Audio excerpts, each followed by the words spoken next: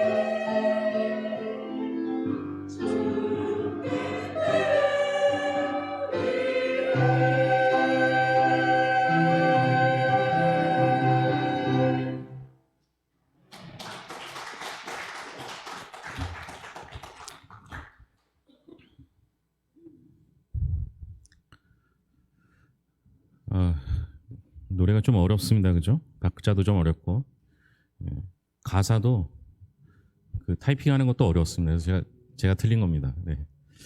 어, 어떤 장로님이 예배드리다가 자꾸 주무시길래 목사님이 왜 이렇게 주무시냐고 했더니 그 장로님이 하나님이 사랑하시는 자에게 잠을 주신다고, 자기 사랑 많이 받는다고. 또 어떤 목사님이 또 다른 분에게 왜 자꾸 주무시냐고 물어보니까 잠은 목사님이 재우고 왜 나한테 뭐라고 하냐고, 이런 얘기 하시더라고요. 제가 왜 이 얘기 하냐면요, 설교하고 자는 건 제 책임일 수 있지만 설교하기 전에 주무시는 건 제 책임이 아닙니다. 우리 몇 분은 이미 주무시는 분이 계시는데 날씨 탓이든지 하나님 책임이라고 생각합니다. 주무시지 말라는 얘기를 이렇게 길게 했습니다. 자, 야곱 얘기를 좀 해보겠습니다. 하나님께서는 야곱을 통해서 우리의 인생을 돌보게 하십니다. 하나님께서는 야곱을 통해서 우리의 모습을 보게 하시는 것이죠. 우리는 스스로 믿음의 사람이라고 생각합니다. 매주일 예배드리고 입술로 하나님을 고백합니다. 그런데 우리의 삶의 현장에서 정말 중요한 질문이 있어요. 나는 하나님을 찾고 있는가? 나는 매 순간 하나님께 묻고 살아가는 사람인가? 라는 질문입니다. 오늘 본문에 등장하는 야곱의 이야기를 보면 이 질문이 결코 가볍지 않다는 걸 알게 됩니다. 야곱은 하나님을 믿지 않는 사람이 아닙니다. 그는 베델에서 하나님의 영광을 보았고 그분의 음성을 직접 들었던 사람입니다. 그런데 그의 삶을 자세히 들여다보면 사실은 믿는 사람 같지 않을 때가 많이 있습니다. 그는 하나님을 알고 있었지만 정작 하나님 없이 살아가고 있었다라는 점입니다. 여러분 기억하십시오. 하나님을 아는 것과 하나님을 삶으로 의지하는 것은 완전히 다른 차원의 문제입니다. 야곱은 전자에 머물러 있었죠. 오늘 말씀을 통해 하나님을 우리 인생의 장식품이 아닌 진정한 주인으로 모시는 은혜가 있기를 바랍니다. 우선 야곱의 과거를 잠시 회상해 봅시다. 창세기 28장에 보면 야곱이 그의 형 에서의 장자의 축복을 빼앗기 위해 에서를 속이고 또 아버지 이삭을 속입니다. 결국 장자의 축복권을 빼앗기는커녕 도망자 신세가 됩니다. 어머니 리브가를 통해서 삼촌 라반의 집으로 도망가라는 말을 듣고 홀로 아무것도 들지 못한 채, 가지고 가지 못한 채 홀로 도망을 가다가 밤을 맞이하게 됩니다. 그 밤에 하나님께서 친히 나타나셨습니다. 하늘에서 사닥다리 또는 계단이 하늘 문과 땅과 연결되어 있고 거기에 천사들이 오르내립니다. 그리고 하나님께서 야곱에게 말씀하시죠.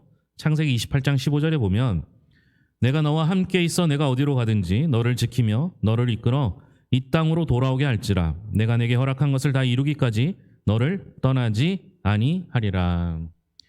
하나님께서 이 말씀을 야곱에게 주셨습니다. 그런데 이 말씀에는요 어떠한 조건도 없습니다. 네가 내 말대로 살면 내 뜻대로 행하면 무언가 잘하면 이라는 조건이 들어있지 않습니다. 하나님은 야곱의 과거를 따지지 않으시고 그저 내가 하겠다라고 말씀하십니다. 이게 바로 은혜입니다. 지난주 은혜는 세상에서 가장 불공평한 것이라고 말씀드렸습니다. 왜 불공평합니까? 그가 한 것과 상관없이 하나님께서 주신 것이기 때문에 그렇습니다. 본인은 불공평하다고 생각하지 않습니다. 이걸 은혜라고 말합니다. 그러나 그것을 불공평하다고 말한 이유는 무엇입니까? 그 사람이 받은 은혜를 내가 보기에 불공평하다고 여기는 겁니다. 한 것도 없는데, 잘한 것도 없는데, 그가 하나님 말씀대로 살지 아니었고 하나님을 찾지 않았는데도 불구하고 야곱이 받은 은혜를 보면서 우리는 불공평하다고 생각하지 않습니까? 은혜는 남의 것 보는 거 아닙니다. 은혜는 내게 주신 것을 보는 겁니다.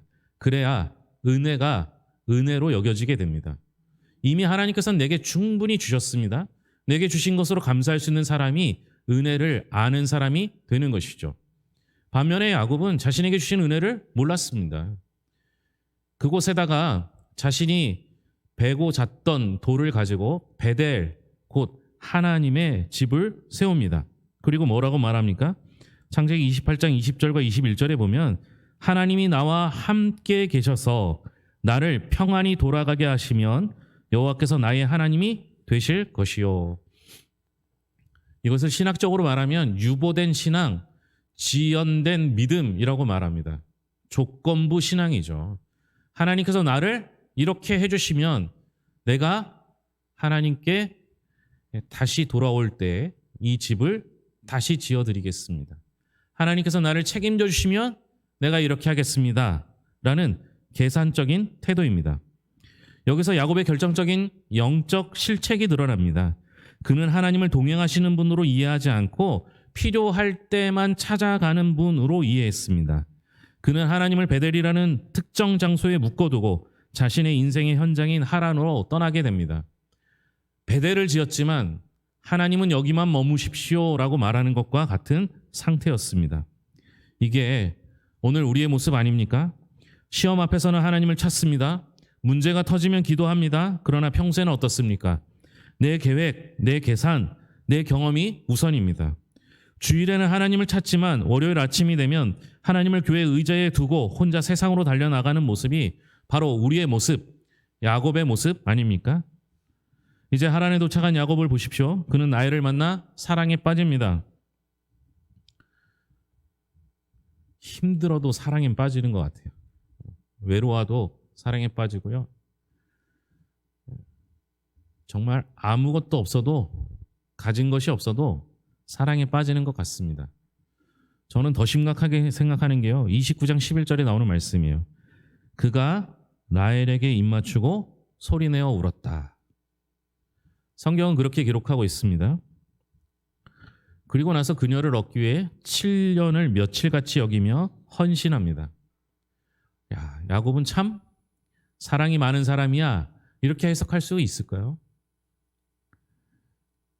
여러분, 이게 인간적으로 보면 로맨스가 될지 모르겠지만 영적으로 보면 위기입니다. 야곱이 누구를 붙잡고 옵니까? 라헬을 붙잡고 옵니다. 진정 울어야 될 곳은 어디입니까? 여러분, 사람 붙잡고 우는 게 아니라 하나님 붙잡고 울어야 합니다. 자꾸만 사람 붙잡고 울다 보면요, 내 마음에 시원함은 있을지 몰라요. 여러분, 울다 보면 문제가 해결될 때도 있어요. 좀 마음이 위로가 될 때도 있어요. 그런데 여러분, 사람 앞에서 울 때는요, 그 사람은 내 문제를 해결해 줄 수 있는 분이 아닙니다. 하나님 앞에서 울어야 합니다. 그런데 처음 본 라헬을 붙잡고 웁니다. 야곱은요, 모든 감정과 열정이 하나님이 아닌 사람과 세상적 목표에 매몰되어 있었기 때문입니다. 여러분 자신에게 물어보십시오. 나는 하나님을 위해 이토록 뜨겁게 살아본 적이 있습니까? 아니면 내가 원하는 무언가를 얻기 위해 더 열심히 살고 있지는 않습니까? 야곱은 열정적인 사람이었습니다. 그러나 그 열정의 방향이 틀렸습니다. 여러분, 방향이 틀리면요, 빨리 달리면 달릴수록 목적지에서 더 멀어집니다. 결국 하나님은 야곱의 삶에 개입하십니다. 야곱은 삼촌 라반에게 속아 레아와 결혼하게 됩니다. 25절에 보면 야곱이 그 라반에게 뭐라고 해요? 어찌하여 나를 속이셨나이까? 거울 치료라는 게 있어요. 자신의 모습을 똑같은 걸 보면서 내가 문제를 깨닫고 치료하는 거죠. 우리 하나님은 때로 우리의 삶을 거울로 만드십니다. 야곱이 남을 속이던 사람 아닙니까? 그런데 그도 속임을 당하게 하심으로 자신의 실체를 보게 하십니다. 이것은 벌이 아니라 깨닫게 하시려는 사랑의 매입니다. 야곱은 라헬을 사랑했어요. 얼마나 사랑했는지 7년을 며칠같이 일할 정도로 사랑했습니다. 그러면 그 사랑하는 라헬에 대해서 얼마나 알까요? 적어도 야곱은 아버지 이삭을 속이기 위해 에서의 옷을 입었고 에서의 털처럼 보이기 위해서 염소털을 뒤집었습니다. 아버지 이삭은 속지 않기 위해서 아들을 가까이 오라고 하고 그 옷의 냄새를 맡고 그 팔뚝을 만져봅니다. 그런데도 속인 야곱이었습니다. 야곱은 다음 날이 돼서야 속은 걸 압니다. 우리는 이래요. 사랑하면 다 알 것 같지만 사실은 아무것도 모른 채 사랑하고 있을 때가 있는 것이죠. 여러분, 우리가 순간순간마다 속지 않기 위해서가 아니라 내 자신을 스스로 속이지 않기 위해 하나님께 물어야 합니다. 야곱은 하나님께 묻지 않습니다. 고난을 당하면서도 어떻게든 자기의 힘으로 해결하려고 발버둥 칠 뿐이었습니다. 고난보다 더 위험한 게 뭔지 아십니까? 그 고난을 하나님 없이 이겨내는 겁니다. 하나님 없이 이겨내면요, 고난을 앞으로 스스로 이겨내려고 합니다. 이게 문제입니다. 야곱이 침묵하고 있을 때 하나님은 무엇을 하고 계셨습니까? 본문 31절은 놀라운 반전을 보여줍니다. 여호와께서 레아가 사랑받지 못함을 보시고 그의 태를 여셨으나, 야곱은 자기 문제에 빠져 하나님을 찾지 않았지만 하나님은 야곱의 가정에 깊이 개입하고 계셨습니다. 소외된 레아를 하나님께서 보셨고 그녀의 기도를 들으셨습니다. 그녀가 정확히 기도했는지 모르지만 그녀의 고백에 이런 내용이 나옵니다. 여호와께서 나의 괴로움을 돌보셨으니, 또 여호와께서 들으셨으므로. 야곱은 하나님과 대화하지 않습니다. 하나님께 묻지도 않습니다. 기도하지도 않습니다. 그러나 하나님은 여전히 역사하고 계십니다. 이것이 오늘 말씀의 핵심입니다. 우리가 묻지 않아도 하나님은 일하십니다. 이것은 야곱이 예뻐서 주시는 선물이 아닙니다. 베델에서 약속하셨던 내가 너를 떠나지 아니하리라는 그 언약을 지키시는 신실하심입니다. 하나님은 우리의 영적 상태와 상관없이 그분의 약속을 지키십니다. 우리가 기도할 때 기도하지 못해도, 말씀에서 멀어져 방황할 때도 하나님께서는 우리를 포기하지 않으십니다. 사실 그래서 우리가 살고 있는 거예요. 여러분, 우리가 늘 영적으로 깨어 있는 것 같습니까? 그렇지 않잖아요. 그런데도 하나님께서 나를 신실하게 지키시는 이유가 있어요. 그것은 하나님께서 우리에게 하신 그 약속을 지키기 위해서입니다. 야곱은 하나님 앞에 유보된 신앙을 가지고 있었을지 모르지만 하나님은 우리에게 약속을 신실하게 지키시는 언약의 하나님이 되어 주십니다. 그러나 이것이 우리의 신앙을 안일하게 만들어서는 안 됩니다. 오히려 이 은혜는 우리에게 도전을 합니다.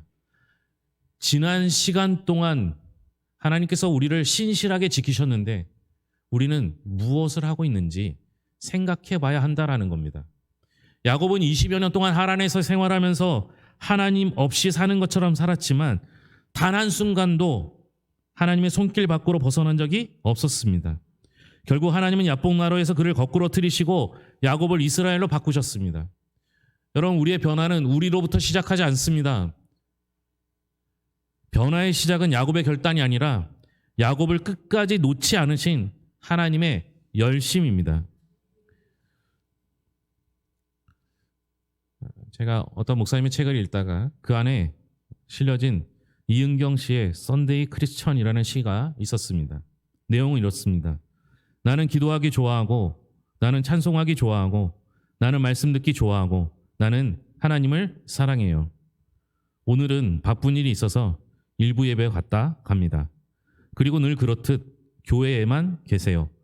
따라 나올 생각 마시고 다음 주일에 뵐게요. 야곱의 신앙은 베델에서 완성되지 않았습니다. 베델은 출발점일 뿐이었습니다. 그는 베델, 하나님의 집을 지었지만 하나님을 그 안에만 가두려고 했습니다. 하나님이 그 안에만 있길 원했습니다. 따라오길 원하지 않았습니다. 하나님께 묻지도 따지지도 않았던 그 이유는 베델에만 가둔 하나님이었기 때문이었습니다. 그러나 하나님은 그의 하란 생활 전체를 따라다니면서 간섭하셨습니다. 혹시 우리도 주일에만 혹은 교회 건물 안에만 가두어두고 있지는 않습니까? 하나님 여기 계십시오. 평일 내 삶은 내가 알아서 하겠습니다. 이것이 바로 현대판 야곱의 모습 아닙니까? 사랑하는 성도 여러분, 이제 우리의 신앙이 바뀌어야 합니다. 하나님을 찾아가는 신앙을 넘어 하나님과 함께 살아가는 신앙이 되어야 합니다. 하나님은 집에 갇혀 계시는 분이 아닙니다. 하나님은 여러분의 직장으로, 학교로, 가정으로 함께 가기를 원하고 계십니다. 삶의 모든 영역에서 주권을 인정받기를 원하십니다. 솔로몬이 성전을 짓고 하나님이 이 공간 안에 어떻게 머무실 수 있겠습니까마는 우리가 언제 어디서나 성전을 보고 기도하면 하나님께서 들어 응답해 달라고 그렇게 기도하였습니다. 오늘날 우리는 아름다운 성전을 짓고 그 안에서만 주님과 교제하려고 하고 계시는 않습니까? 주일날 말씀 듣고 이 말씀이 여러분들에게 힘이 된다면 이 말씀을 시작하여 한 주간을 살아가야 합니다. 말씀대로 살아가려고 노력해야 합니다. 그래도 세상 속에서 살다 보면 넘어지기 일쑤입니다. 그럼에도 불구하고 하나님께서 내 삶을 개입하시고 야곱의 그 모든 일정 속에 모든 상황 속에서 함께 하셨던 그 하나님이 내 삶 속에서 역사하셔야만 우리는 승리하는 삶을 살 수 있지 않습니까? 그런데 여러분은 어떻게 하고 계십니까? 교회 안에만 주님을 몰아넣고 절대 바깥으로 나오지 않기를 원하고 계시지는 않습니까? 주님과 함께하는 것이 여러분들에게 정말 기쁨이 되십니까? 오늘 조금 있다가 우리가 함께 부를 찬양 주와 같이 길 가는 것 즐거운 일 아닌가? 이게 여러분의 고백이 될 수 있으십니까? 여러분 정말 주님과 함께 길 갈 때 즐거우실 수 있습니까? 아니면 주님 나 따라오시면 불편합니다. 주님 때문에 신경 쓰입니다. 주님 교회만 머무시고 내 삶은 내가 알아서 하겠습니까? 라고 대답하고 있지는 않습니까? 이제 주와 같이 길 가는 그 길이 우리에게 즐거움이 되기를 소망합니다. 주님과 함께 동행하는 그 길이 우리에게 기쁨이 되길 원합니다. 주님과 함께하는 그 길에서 주님의 손길을 경험하여 주님의 도우심 따라 살아가는 성도가 될 수 있기를 바랍니다. 기도하겠습니다. 사랑의 하나님 아버지, 우리가 야곱처럼 주님의 은혜를 잊고도 주님을 잊고 살았음을 회개합니다. 우리가 묻지 않아도 우리를 지키시는 그 신실하신 사랑에 감사드립니다. 이제는 썬데이 크리스천의 자리를 박차고 일어나 매일의 삶 속에서 주님과 동행하는 이스라엘의 삶을 살기를 소망합니다. 우리에게 필요한 것 있다면 주님의 인도하심입니다. 주님의 주권을 인정하고 주님의 뜻대로 사는 것입니다. 내게 은혜 주셔서 신실하신 약속의 하나님께서 나를 지키시고 인도하셨던 것처럼 이제 우리의 순간순간마다 주와 동행하는 삶을 살게 하여 주시옵소서. 그 동행이 우리에게 기쁨과 은혜와 사랑과 소망이 되게 하시고 주와 같이 길 가는 그 길이 즐겁게 하여 주시옵소서. 모든 것을 예수님의 이름으로 기도합니다. 아멘.